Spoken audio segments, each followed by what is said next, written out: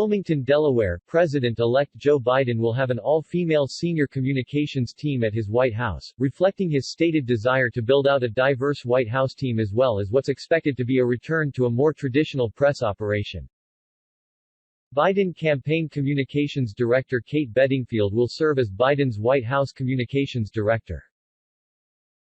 Jen Psaki, a longtime Democratic spokeswoman, will be his press secretary. 4 of the 7 top communications roles at the White House will be filled by women of color, and it's the first time the entire senior White House communications team will be entirely female. President Donald Trump upended the ways in which his administration communicated with the press. In contrast with administrations past, Trump's communications team held few press briefings, and those that did occur were often combative affairs riddled with inaccuracies and falsehoods. Trump himself sometimes served as his own press secretary, taking questions from the media, and he often bypassed the White House press corps entirely by dialing into his favorite Fox News shows. In a different area of the White House operation, Biden plans to announce a number of his top economic advisors this week. He'll name Neera Tanden, the president and CEO of the liberal think tank Center for American Progress, as director of the Office of Management and Budget, according to a person familiar with the transition process granted anonymity to speak freely about internal deliberations.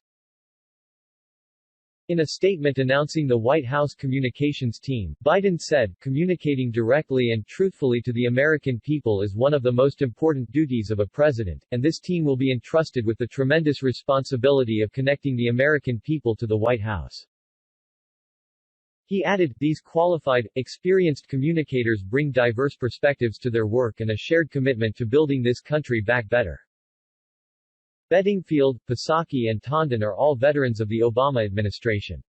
Bedingfield served as communications director for Biden while he was vice president. Psaki was a White House communications director and a spokesperson at the State Department, and Tanden served as a senior advisor to Health and Human Services Secretary Kathleen Sebelius and helped craft the Affordable Care Act.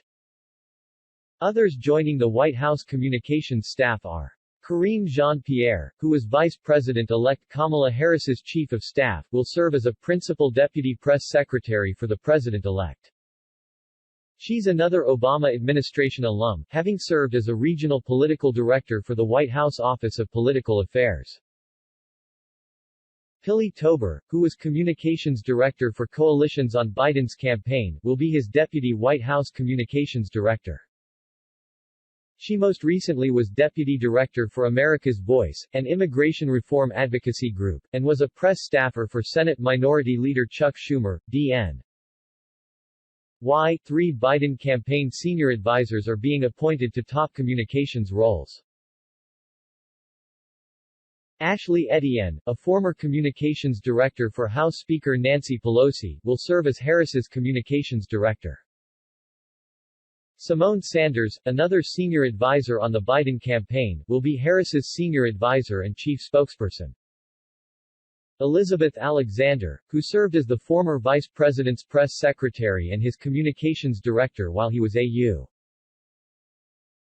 Senator from Delaware, will serve as Jill Biden's communications director. After his campaign went virtual due to the coronavirus pandemic, Biden faced some criticism for not being accessible to reporters. But near the end of the campaign, he answered questions from the press more frequently, and his transition team has held weekly briefings since he was elected president.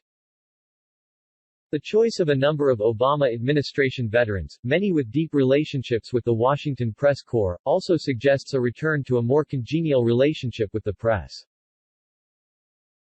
Also joining the Biden administration as economic advisors, according to a person familiar with transition plans who is not authorized to speak on the matter. Brian Deese, a former Obama administration economic advisor, is expected to be named to head the National Economic Council. Princeton University economist Cecilia Rouse, who served on the Council of Economic Advisors during the Obama administration, is expected to be named to head the Council of Economic Advisors. Heather Boschee, the president and co-founder of the Washington Center for Equitable Growth, and Jared Bernstein, who served as an economic advisor to Biden during the Obama administration, are also expected to be named to the Council of Economic Advisors. As head of the OM, Taunton would be responsible for preparing Biden's budget submission and would command several hundred budget analysts, economists and policy advisors with deep knowledge of the inner workings of the government. Her choice may mollify progressives, who have been putting pressure on Biden to show his commitment to progressive priorities with his early staff appointments. She was chosen over more moderate voices with roots in the party's anti-deficit wing such as Bruce Reed, who was staff director of President Barack Obama's 2010 Deficit Commission, which proposed a set of politically painful recommendations that were